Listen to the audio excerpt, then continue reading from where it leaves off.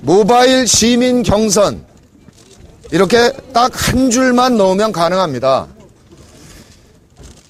공당이 공직 후보 선출을 위한 당내 경선에서 선거인단의 선거구 인증을 요청할 경우 선관위는 이를 수행해야 한다.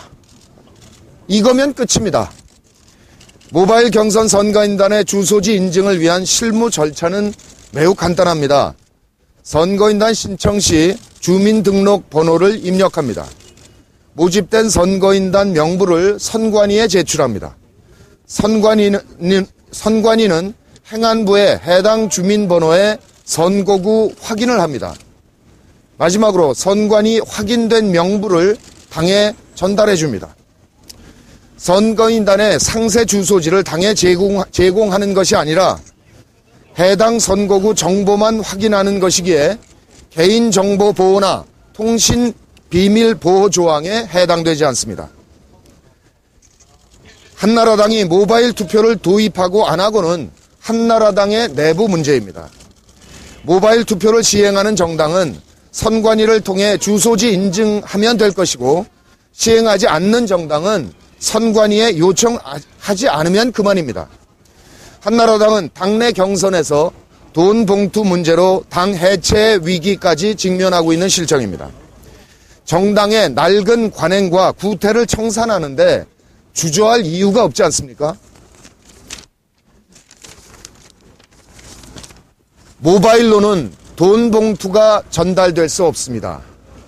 모바일 경선을 거부하는 것은 명분 없는 짓이며 특히 한나라당이 하지 않는다고 민주통합당이 시행하기 위한 공직선거법 개정 요구를 반대하는 것은 더더욱 명분이 없는 일입니다.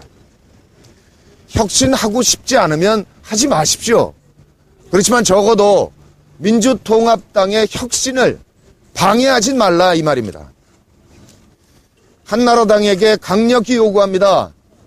19대 총선 공직 후보 선출부터 모바일 경선이 가능하도록 즉각 법 개정에 응해 주시기 바랍니다.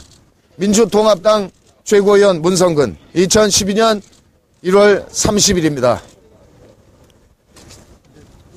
네, 이제는 예.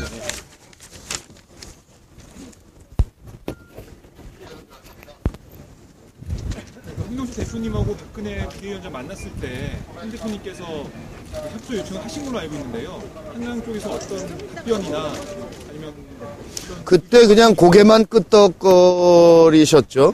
지금 정개특위에서 협의를 하는데 일부 한나라당 쪽 일부 의원은 동의를 하고 있습니다. 그런데 당 전체적으로는 동의를 못하겠다는 것 같습니다. 그러니까 지금 정개특위 안에서 한나라당 쪽 의원들의 반대로 이 논의가 유보된 상태입니다. 그러니까 한나라당 지도부의 결단을 촉구하는 것이죠. 박근혜 위원장의 결단을 좀 해야 된다고. 뭐 어차피 한나라당은 박근혜 대표가 간택해서 비대위가 만들어졌기 때문에 1인 독재 체제라고 볼 수 있고 그러니까 박근혜 대표의 결단이 필요하겠죠.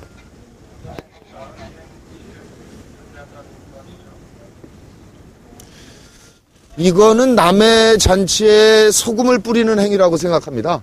재 뿌리는 행위죠. 그 민주통합당이 혁신을 해서 국민 여러분들의 뜻을 직접 반영하는 그런 정당 구조를 설계했습니다.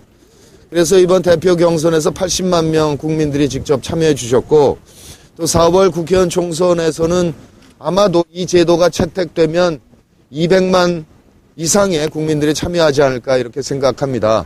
이렇게 축제를 벌이려고 하는데 그 남의 잔치 배고프다고 이 제도 협의에 응하지 않는 것은 도무지 이해할 수 없는 태도인 것이죠. 특히 2002년의 차떼기 사건 이후에 뭐 신문에다가 뭐 회초리 맞는 사진 같은 거, 그림 같은 거를 걸면서 죄송합니다, 고치겠습니다. 그리고 천막당사에 가서 국민들께서 그 노력에 반성이 진짜 있었나 보다 이렇게 생각하시고 용서해 준 측면이 있었지 않았나 싶습니다. 근데 최근에 또다시 이제 돈봉투가 조직적으로 뿌려졌죠. 뿌린 사람도 있고 또 받은 사람도 있습니다. 그런데 검찰 수사는 제대로 진행되지 않죠. 그런데 이런 그 돈봉투 문제는 지금과 같은 정당 구조와 선거 제도 속에서는 영원히 반복될 수밖에 없는 문제입니다. 선거인단이 수가 한정되어 있기 때문에 아무래도 후보자 경우에는 돈을 뿌려서라도 좀 나에게 유리한 결과를 얻을 수 있지 않을까? 이런 유혹을 당연히 느끼게 되는 것이기 때문에 막을 수 없는 거죠. 그러니까 이것은 최선의 방법이 모바일 시민 참여를 받아들이는 겁니다. 우선 첫째로 모바일로는 돈을 보낼 수 없을 뿐만 아니라 80만에서 100만, 우리가 금년 12월에 있을 대선을 향한 그 대선 후보 경선을 시민 참여를 하면 아마도 아무리 적어도 500만 이상이 참여하실 거라고 생각되거든요. 그 500만 명한테 무슨 재간으로 돈을 뿌리겠습니까? 근본적으로 이 부패를 원천적으로 봉쇄할 수 있는 방법이다. 그러니 한나라당이 진정으로 돈봉투 사건에 대해서 국민 여러분께 죄송하다고 생각한다면 이걸 받아야 그게 입증된다 이거죠. 이거를 거부하면서 계속 쇄신하겠다.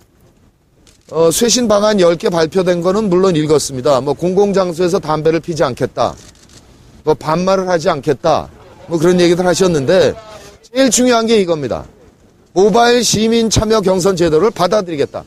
또는 받아들이지 않아도 좋은데 그건 한나라당의 자유니까 적어도 민주통합당이 이렇게 국민의 뜻을 제대로 받아서 혁신하고 있는 내용을 방해는 하지 마라. 적어도.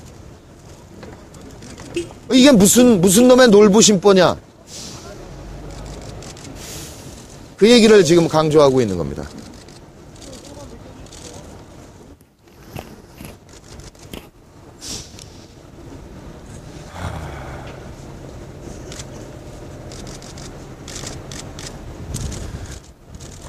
이 모바일 시민 참여 경선 제도에 대해서 조금만 더 부연해서 말씀드리면 이렇습니다.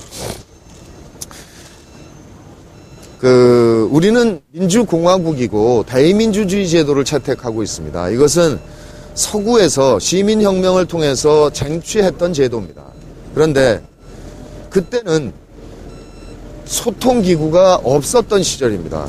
그래서 수많은 시민 모두 다가 의사당에 들어가서 토론을 하면 결론을 낼 수가 없기 때문에 시민 10만 명당 10만 명의 뜻을 대의하는 의원 한 사람을 뽑아서 의사당에 보내서 그가 10만 명 국민의 뜻을 대의하도록 그렇게 한 제도입니다. 그런데 그 이후에 신문이 만들어졌고 전화가 생겼고 라디오가 생겼고 텔레비가 생겼고 인터넷이 생겼습니다. 그리고 마침내 SNS까지 스마트폰까지 생겼습니다. 이 스마트폰 혁명은 북아프리카와 중동의 독재 국가들을 차례로 무너뜨리고 있습니다. 어큐파이 월스트리트에서 보듯이 월가를 점령하라라는 시위에서 보듯이 유럽과 미국에서도 이제 이 소통기구의 발전에 따라서 국민들께서 정당 내부의 의사결정 구조 또는 행정부의 의사결정 구조에 시민의 뜻을 직접 반영하고 싶어 하십니다. 이것은 세계적인 추세입니다. 그래서 제가 대표로 있는 국민의 명령에서는 2년 전, 지금이 12년, 그러니까 2010년 8월부터 이 기존의 정당 구조에 인터넷과 SNS를 탑재한 온과 오프를 결합한 정당을 건설해내자 이렇게 주장해 왔고 그것을 민주당이 전면적으로 수용해서 마침내 민주통합당이 건설됐습니다. 세계 최초로 온과 오프가 결합된 정당이 만들어진 겁니다. 그야말로 인류사의 변화를 가장 적극적으로 받아들여서 혁신을 해냈습니다. 직접 민주주의를 실천하고 있습니다. 그러면 이런 인류사적 변화에 민주당의 혁신에 박수를 보내줄 일이지. 이 변화하겠다는데 이걸 이렇게 딴지 걸고 발목 잡는 게 무슨 태도냐 이거죠. 이건 인류 역사 발전에 대한 반역입니다. 그런 의미로 한나라당의 맹성을 촉구하는 겁니다.